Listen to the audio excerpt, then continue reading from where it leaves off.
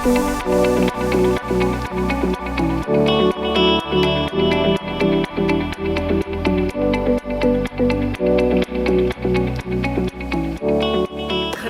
thank you so much for joining me. What's your experience been? It's been really fantastic. I mean, they've got 8 themes in Davos this year, over 400 sessions, so it's quite a lot.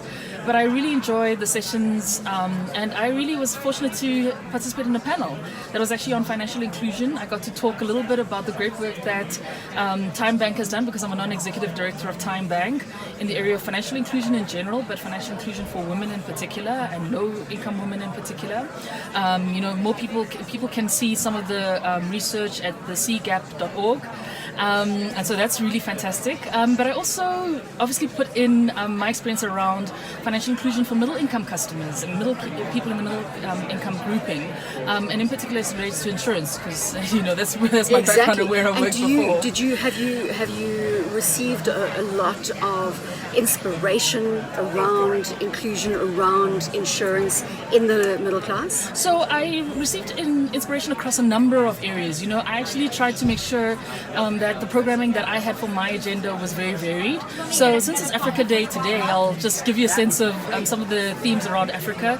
So I really enjoyed the comments from the President of Namibia and the Prime Minister of Cote d'Ivoire. And we obviously had some other sessions around regional integration in relation to the Africa Continental Free Trade Agreement.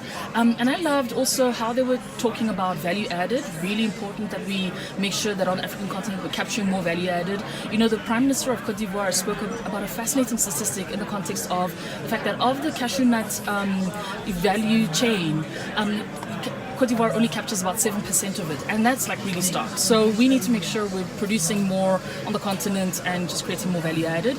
And the second big theme also was around obviously creating jobs, but some of the leaders also spoke about a focus on know-how.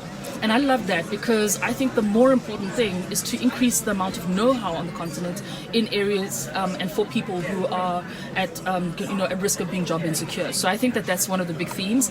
I went to a session on advanced manufacturing. It was fascinating to hear that only 7% of manufacturing is circular. So that's really a big theme that we need to focus on. I went to a session on travel and tourism and revitalizing that sector. Gosh, you really made sure that you hit the agenda. I really did. And then obviously I actually attended some sessions on art and the restitution debates, and I really enjoyed the thoughts around the Washington principles. So I really have learned a lot in a very varied range of areas. What is going to change when you get home? Are you going to change anything that you do as a result of the wide and varied experiences you've had here? I'm absolutely going to share the learnings that I had, because that's always been my focus in leveraging the fact that I'm a young global leader. I feel like there's so much that I have the privilege of attending and realizing and learning from a lot of the WEF sessions. And I want to share it with that as much as possible of as many people as I can. But certainly, yes, I'm definitely going to take these into some of the areas of focus that I have. On the art side, it's been great to chat with so many people in relation to what I'm doing in my art technology startup. And lots of people have had great positive feedback around that and want to connect me with other people. So I've been just having a wonderful time, and it's been an absolute And what about privilege. climate change? Have you encountered discussions on climate change? So I definitely have, and it's been interesting in the context of a session that we had this morning with the DG for the WTO, which was really fantastic. And she spoke about how the WTO is also thinking about the leveraging and understanding of the global supply chains to assist with the climate debate. Something else which obviously was mentioned by a number of the African leaders was around the issue of, the fact that net zero doesn't necessarily mean zero carbon emissions from fossil fuel energy. So that sounds like it's a contradiction, but I think it's just talking about the just transition and the fact that you actually need, you actually see Europe backtracking now in relation to coal.